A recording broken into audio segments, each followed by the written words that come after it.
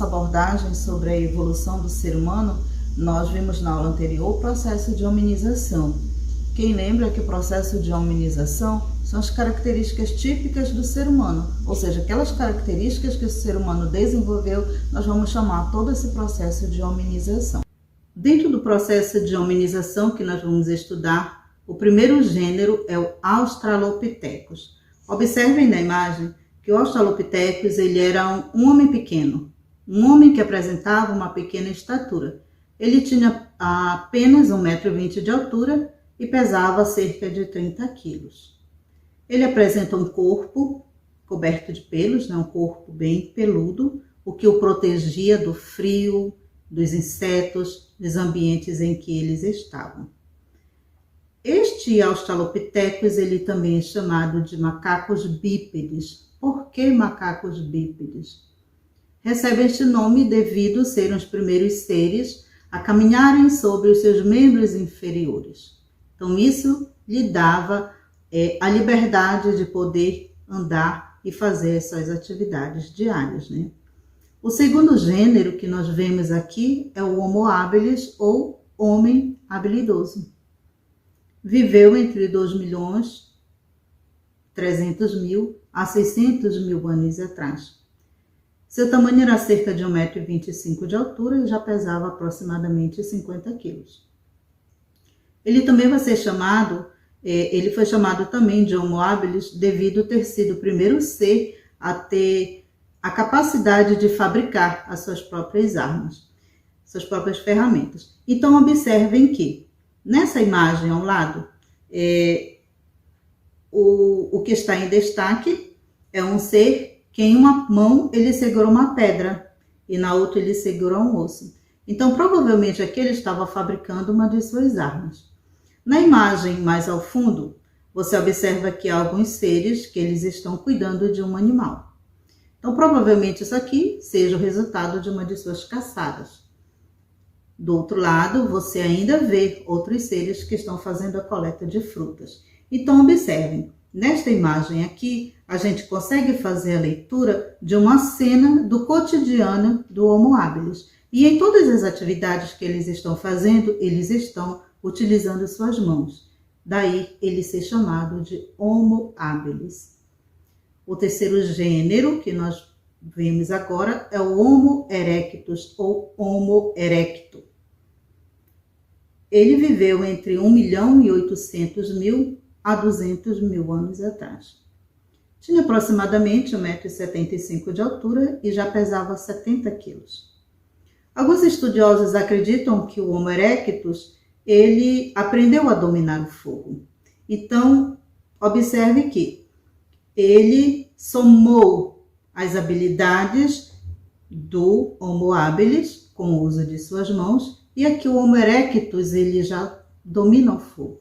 Então, a sobrevivência deste ser humano nos ambientes em que estavam se tornava cada dia mais favorável. O quarto gênero agora que nós vamos estudar é o Homo sapiens neanderthalensis, ou Homo sapiens de Neandertal. Os neandertais estavam adaptados ao clima frio, como se infere do seu grande cérebro e nariz curto, mais largo e volumoso. Estas características são postas em destaque pela seleção natural nos climas frios, sendo também observados nas modernas populações subárticas.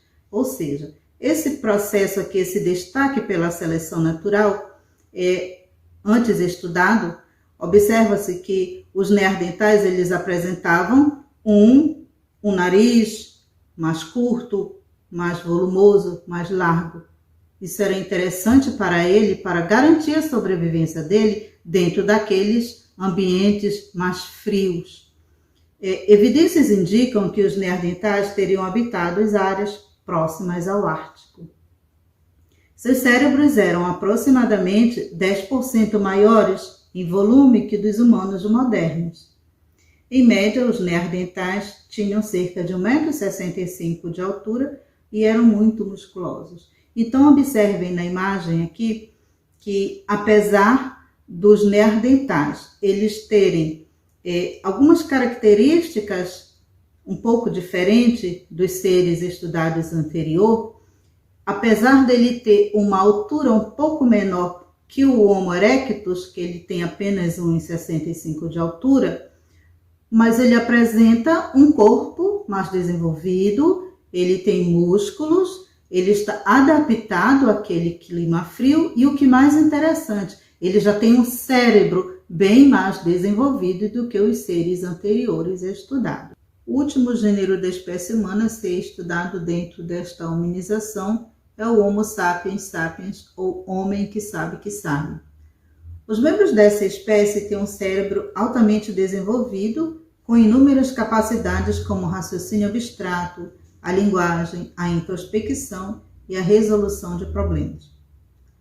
Esta capacidade mental, associada a um corpo ereto, possibilitaram o uso dos braços para manipular objetos, fator que permitiu aos humanos a criação e a utilização de ferramentas para alterar o ambiente à sua volta, mais do que qualquer outra espécie de ser vivo. Ou seja, este somos nós, os seres atuais. O homem que sabe dentro da era contemporânea, da idade contemporânea. Somos nós, seres pensantes, que raciocinamos, que procuramos alterar o ambiente em que estamos para que possamos sobreviver. Somos nós, os seres humanos, que procuramos nos adaptar de acordo com as nossas necessidades. Outros processos de pensamento de alto nível, como a autoconsciência, a racionalidade e a sapiência, são consideradas características que definem uma pessoa. Ou seja, o ser humano ele evoluiu dentro das suas capacidades de sobrevivência.